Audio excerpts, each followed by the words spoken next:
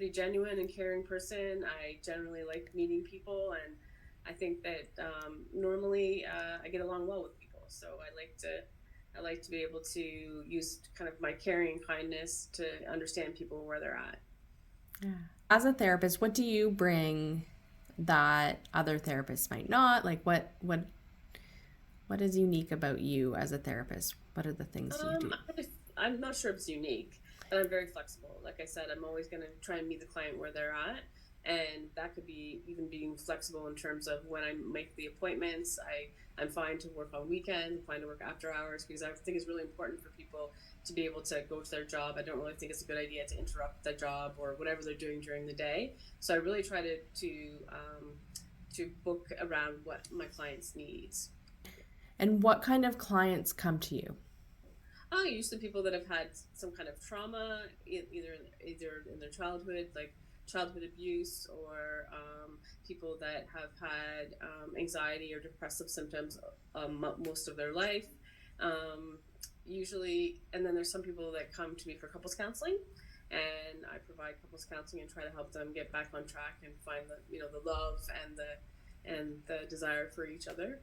I try to cater it to whatever kind of what level they're at, depending on where they're at, because sometimes EMDR can be very intense. So I just really try to listen to the client and where they're at and see where we need to go with that, because it can be an effective tool, but I certainly don't want to make it too overwhelming for people.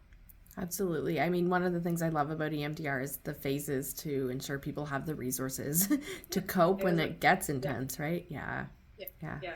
I love teaching people how to do even just normal relaxation strategies, like good deep breathing, and how to do visualization, or any kind of like a guided meditation. I really like to introduce people to that kind of thing so they can use it for coping skills during their day, or if they feel like they're having a serious moment with anxiety or depression, it can help them kind of recenter themselves and ground themselves.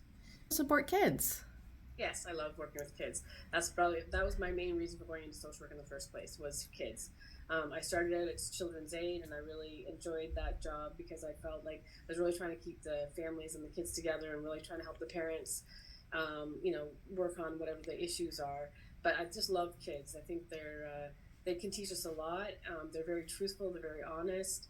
And I love teaching kids how to like recognize their emotions and being able to use some techniques to calm themselves down, or to stop them from having like a temper tantrum. I love doing that, and I like working with parents as well, for sure, and to support that process. But I just love being able to meet with the kids and seeing that they can really understand their emotions, and so that they can use the techniques I teach them. Virtual therapy is not a barrier with these kids. No, not at all. Yeah, I generally, especially with kids, I'll get them to go into their bedroom, show me their toys, show me what they like to play with, and even while we're talking, I'll get them to play with something or color. So I like doing that because it helps them. I think it helps them be able to feel really comfortable in their own environment, and I think they're more open to sharing and talking when sometimes their hands are kind of busy as well as their brain. When you're talking about supporting parents, this like sandwich generation, so these parents that have kids that have extra needs, but then their parents are now having extra needs.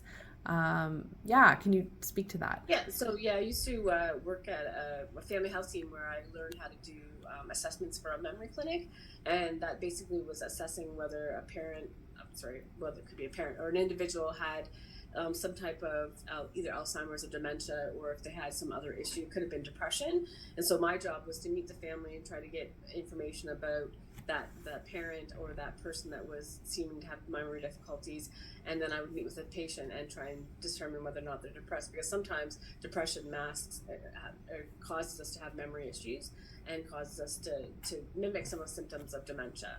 So anyways, I really enjoyed that because I was able to support them, being able to support them, and even accepting the idea that their parents might have an issue with dementia or Alzheimer's, and try to connect them to services that would help them in the future. But definitely I've provided counseling to people that have gone through trying to figure out what's the best for their parents or the best for the people in their life, and I've connected them with nursing homes and things like that. But I definitely enjoy helping just support them through that transition, because it's a big transition. They're losing that one, very important people in their life. And as children, we look up to our parents, and it's sad when we see them that they're failing. So I want to support them through that transition.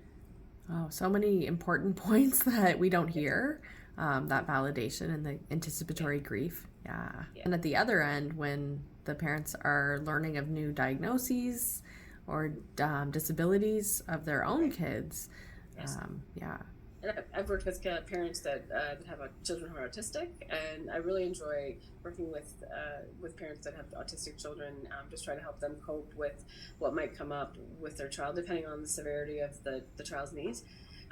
But I definitely like supporting them through that acceptance of that child's unique abilities, as well as some of the things that are causing them some difficulties. People can book with you online, or they can send an email. Yes. And you offer a free consultation. Yes, I do offer free consultations, and I offer very flexible schedules. So I offer a schedule where a couple of days I'm working till I can do appointments till 8 p.m. and then on Saturdays as well.